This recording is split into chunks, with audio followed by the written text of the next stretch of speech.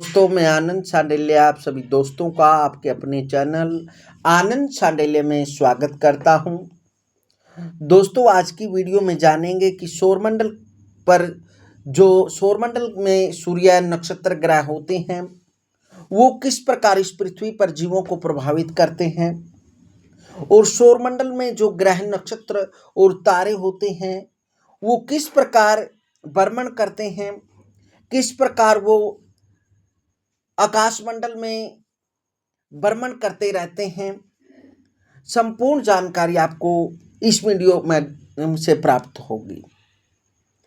जो दोस्त जो साथी इस चैनल पर नए हैं कृपया चैनल को सब्सक्राइब कर लें, वीडियो को लाइक करें और बेल आइकन को प्रेस कर लें ताकि इस चैनल पर जो भी जानकारी दें तो आप उसका नोटिफिकेशन आपके पास पहुंच जाए। जैसे ही इस चैनल पर वीडियो अपलोड करें उसकी जानकारी आपका उसका मैसेज आपके पास तुरंत पहुंच जाए। तो आइए जानते हैं सौरमंडल का संक्षिप्त वर्णन। सौरमंडल में सूर्य सब ग्रहों का मुख्य केंद्र है। पृथ्वी, मंगल, सूर्य, शनि आदि ग्रह एक निश्चित मार्ग पर पश्चिम से पूर्व की दिशा की ओर सूर्य की परिक्रमा कर रहे हैं।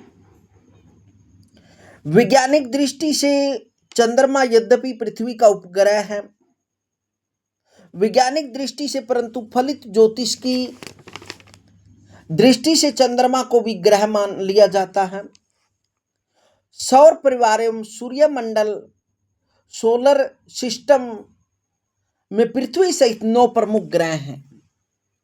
सूर्य से दूरी के क्रम से उन ग्रहों के नाम हैं बुध, शुक्र, पृथ्वी, चंद्र, मंगल, बृहस्पति, शनि, प्रजापति, वरुण और कुबेर।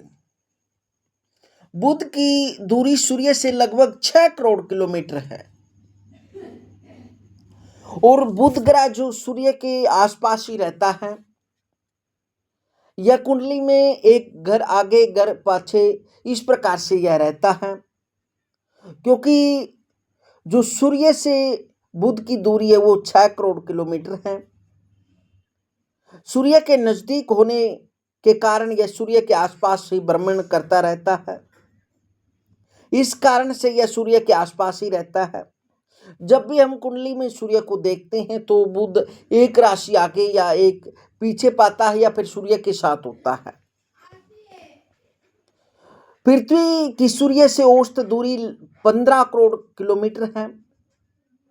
जो सूर्य और पृथ्वी की औसत दूरी है वह लगभग 15 करोड़ किलोमीटर है, जबकि प्लूटो ग्रह सूर्य से लगभग 6 अरब किलोमीटर दूर है। वैसे ज्योतिष में प्लूटो आदि को नहीं माना जाता है, केवल सूर्य, चंद्र, मंगल, बुध, बृहस्पति, शुक्र, शनि, राहु, केतु आदि को माना जाता है। और राहु केतु तो वैसे भी ज्योतिष में छाया ग्रह माने जाते हैं। विशेष सात ग्रह होते हैं सूर्य, चंद्र, मंगल, बुध, गुरु, शुक्र, शनि। तो वही 6 ग्रह चंद्रमा सूर्य के चारों ओर परिभ्रमण करते रहते हैं। आकार में बृहस्पति अन्य ग्रहों से सबसे बड़ा है क्योंकि ज्योतिष में जो 9 ग्रहों की एक श्रृंखला है उसमें बृहस्पति को सबसे बड़ा ग्रह माना जाता है और 9 ग्रहों में बुध को सबसे छोटा ग्रह माना जाता है तथा सूर्य से निकटतम भी है। जैसे कि पहले बता चुका हूं कि ये सभी ग्रह स्वतः प्रकाशमान नहीं हैं, बल्कि सूर्य से प्रकाशित होकर अपनी कक्षा में सूर्य के चारों ओर निरंतर घूमते रहते हैं। इसी परिभ्रमण के कारण उनमें आकर्षण शक्ति भी है। आधुनिक वैज्ञानिक सूर्य को अत्यंत उष्ण प्रज्वलित गैस पदार्थों का पिंड मानते हैं जिनका व्यास लगभग 14 लाख किलोमीटर है। इसमें हमारी पृथ्वी जैसे सूर्य जैसे 10 से अधिक पिंड समा सकते हैं। जो हमारी पृथ्वी है इसमें हमारी पृथ्वी जैसे 10 मतलब कि इसमें हमारी पृथ्वी जैसे 10 से अधिक पिंड समा सकते हैं। यह हमारी पृथ्वी से लगभग 15 करोड़ किलोमीटर की दूरी पर है। इसके प्रकाश को पृथ्वी तक पहुंचने में 3.5-8 मिनट लगते हैं, क्योंकि जो पृथ्वी है और जो सूर्य है उसकी जो दूरी है, जो डिस्टेंस है, वो 15 करोड़ किलोमीटर है। इसलिए सूर्य पृथ्वी पर प्रकाश पहुंचाने में लगभग 8.5 मिनट लेता है। सूर्य से भी हमें प्रकाश, गर्मी, शक्ति और जीवन मिलता है, क्योंकि जो सूर्य है वो एक जगत चक्षु है। इसी से ही हमें चेतना प्राप्त होती है, शक्ति प्राप्त होती है, डिजायर पैदा होती है। क्या अपनी दूरी पर घूमते हुए पृथ्वी सूर्य के गिर्द लगभग 365 दिनों में परिभ्रमण पूरी करती है। वैसे पृथ्वी का जो एक सूर्य का जो 12 राशियों का चक्कर है, मेघ, वृष, मिथुन, कर्क आदि, सूर्य जैसे ही 12 राशियों को क्रॉस करता है तो उसको 365 दिन, 6 घंटे, 9 मिनट, 11 सेकंड लगते हैं। बुध लगभग 88 दिन में अपनी परिक्रमा करता है और शुक्र 225 दिनों में, मंगल 687 दिनों में, बृहस्पति लगभग 12.25 वर्षों में, और जो शनि है वो लगभग 29.5 वर्षों में।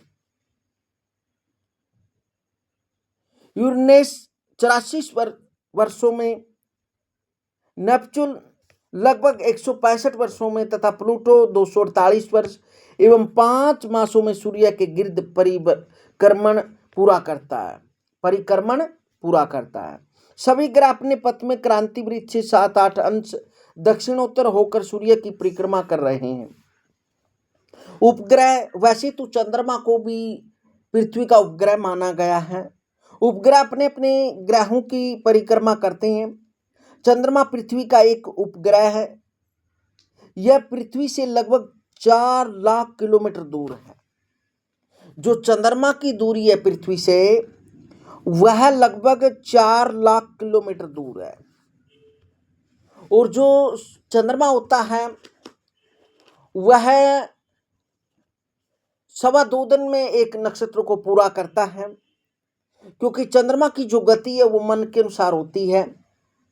और कुंडली में हमारे मन को, हमारे ब्रेन को यह प्रभावित करता है। इससे हमारा मन किस प्रकार चंचल होता है, किस वस्तु में लगता है, किस चीज में लगता है, वो सभी चंद्रमा से हम जान सकते हैं। लगभग 29.5 दिनों में पृथ्वी की एक परिक्रमा पूरी करता है। इस अवधि एक चंद्रमास कहते हैं। बुध और शुक्र का कोई उपग्रह नहीं है। मंगल और वरुण के 2-2 उपग्रह हैं। बृहस्पति के 12 उपग्रह हैं। चंद्रमा, शनि के 11, यूरेनस 5 उपग्रह और सौर परिवार में लगभग 31 उपग्रह हैं। चंद्रमा पृथ्वी के सर्वाधिक समीप एवं प्रभावी होने के कारण ज्योतिष शास्त्र में ग्रहों की कोटि में ही गिना जाता है। जो कि चंद्रमा होता है वो पृथ्वी से बिल्कुल नजदीक है। पृथ्वी के नजदीक होने के कारण, क्योंकि जो पृथ्वी है और जो चंद्रमा, उसका डिस्टेंस जो वो लगभग 4 लाख किलोमीटर दूर है। क्या हाँ, इस कारण से इसका प्रभाव हमारे मन पर पड़ता है, वनस्पतियों पर पड़ता है, हर जीव पर पड़ता है, जल पर पड़ता है, वनस्पतियों पर पड़ता है। सभी ग्रह और उपग्रह अपने अपने अक्ष दूरी पर घूमते हैं, जिसे परिभ्रमण या घूर्णन गति कहते हैं। पृथ्वी का अपनी दूरी का झुकाव 3.5 अंश के लगभग है। जो हमारी पृथ्वी है वो अंडाकार है और वो 23.5 अंश झुकी हुई है तथा वह 23 घंटे 56 सही 1/12 मिनटों औसत 24 घंटे में दैनिक परिभ्रमण करती है। राहु केतु ये कोई दृष्टि गोचर होने वाले ग्रह नहीं है, बल्कि संपात बिंदु है, इसलिए इन्हें छाया ग्रह कहते हैं। और जब राहु केतु लगभग जो एक दूसरे के पूरक रहते हैं।